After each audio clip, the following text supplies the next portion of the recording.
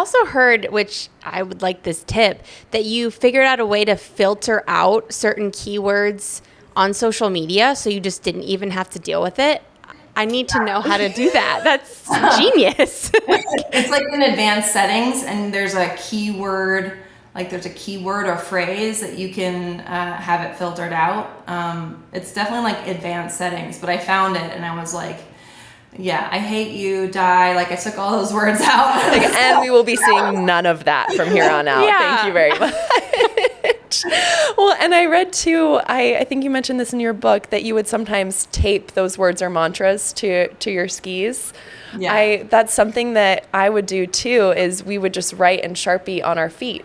So similar to when we're on the blocks and you're in the starting gate, you kind of have those to look down. So I think that power of the written word is amazing. And thank you so much for sharing that, because that is so much to go through at all, let alone at that age on the road when you're pursuing what you're pursuing. So thank you for sharing that as an outlet for you, and to kind of continue on with that in this idea of thanking you for how you've spoken up about mental health. You have been an advocate for mental health way before it was really a part of the discussion. I mean, you first started really coming out with it. It was, I think, in 2012. You did a big piece with People on depression, and it was so powerful and so vulnerable. And ever since then, you have been so honest about, this idea of healing is not linear. It's not that, I loved what you were saying about especially some of the European media that didn't fully understand, and they'd ask you are you healed? Is it gone? Great. Or how are you doing? And you're like, no, this is a lifelong thing that I'm going to continue to learn with and continue to grapple with. And I just want to thank you so much, first off, for being an advocate for it, but really also ask, what made you decide to become an advocate for it? What was that push, even back then, to really come forth and be so honest about your story, and what continues to motivate you today to do the same thing? I think it was just honestly a time in my life where I felt like I needed to talk about it to move forward. There were so many things that I had bottled up that it kind of became too much. And I had not told anyone about it since I first was diagnosed when I was 17, 18 years old, not even my parents. And I was going through, I just had finished a divorce. I was coming off some of the best seasons of my career, but still, something was missing. And I just felt like, okay, I need to do this to move forward. And, honestly, my team was like, this is a risky move. You could lose sponsorships. You could lose, favor in the public. People might not, like you anymore. And I was like, I don't really care. This is my journey, and I need to do it. And I think it's so nice now to see how many people have spoken up about depression and anxiety and all the things that we deal with as human beings. It doesn't matter that we're athletes. I think it only actually exacerbates a lot of the problems and the isolation.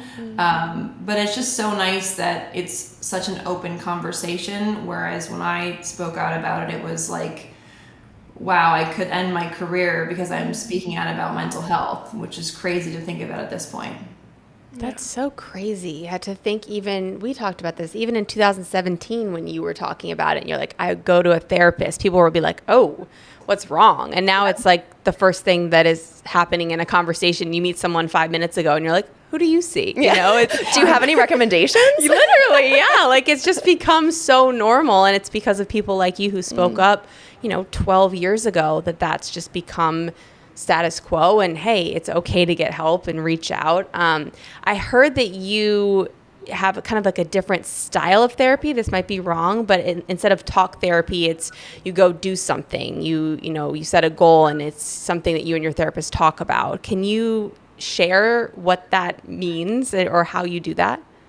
Yeah, I work with Dr. Armando Gonzalez, and he works actually with a lot of athletes, baseball players, football players, soccer players, and it is a different type of therapy. I think it's called spot therapy, and it's really where you sit with your emotions for a period of time. You focus on, you have a spot on the wall, and you you sit there and you think about your emotions, you process it, because your brain stores all of your trauma.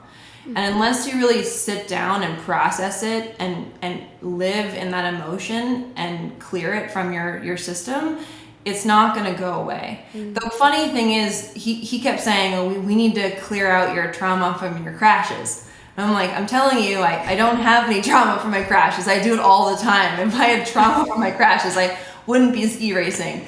And after a while, he's like, wow, you're right. You don't have any trauma from that. You're like, I told you.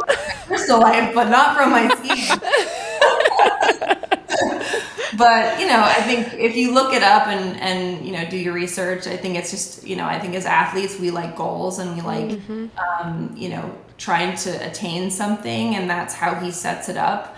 We have markers and check-ins to see, how we are on a scale, which I really like. I did talk therapy for a long time, and I'm just talking in circles, and a lot of times I felt like I was making it more negative because I keep talking about the negative, and I don't like talking about the negative. I want to talk about something positive. I want to move forward in how I think and how I feel, and I want to learn and progress. And so I just felt like for me it was the perfect type of therapy. And that's such a good example too of trusting yourself and learning and figuring out what works best for you.